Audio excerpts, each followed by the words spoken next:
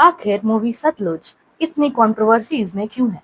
Story हमें ले जाती है पंजाब के 1990s में। उस समय पंजाब मिलिटेंसी के सबसे वायलेंट पार्ट से गुजर रहा था। रोज बॉम्ब ब्लास्ट, टारगेट किलिंग्स और फियर का माहौल था।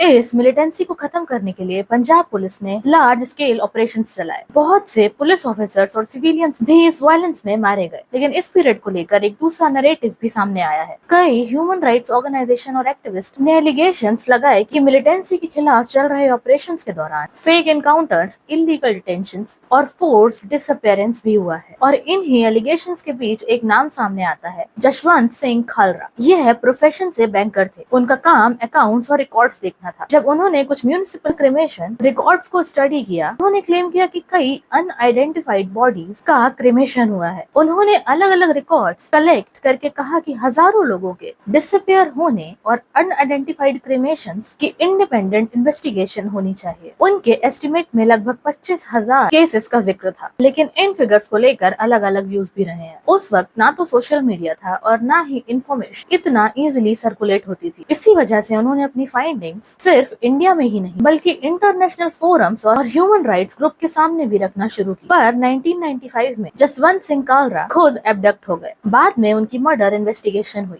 इस केस में पंजाब पुलिस के कुछ ऑफिसर्स पर आरोप लगे और कई सालों बाद कुछ ऑफिसर्स को कोर्ट ने कन्विक्ट किया। ये case Indian human rights history का एक बहुत इंपॉर्टेंट चैप्टर बन गया। अब कंट्रोवर्सी मूवी को लेकर क्यों है? क्योंकि फिल्म उस पीरियड के पर्टिकुलर पर्सपेक्टिव से दिखाया गया है। कुछ लोग कहते हैं कि इस सब्जेक्ट को पब्लिक तक पहुंचाना चाहिए ताकि हिस्ट्री के अनकंफर्टेबल चैप्टर्स पर भी बात हो। दूसरी तरफ कुछ लोगों का मानना है इस तरीके की फिल्में पुराने जख्मों को दोबारा खोल सकती है या एक कॉम्प्लेक्स पीरियड को सिर्फ एक एंगल से प्रेजेंट कर सकती है। अगर एक मूवी इतनी कंट्रोवर्सीज क्रिएट कर सकती है तो सोचिए उसके पीछे की हिस्ट्री कितनी कॉम्प्लेक्स होगी। आपका इस कंट्रोवर्सी पर क्या ओपिनियन है?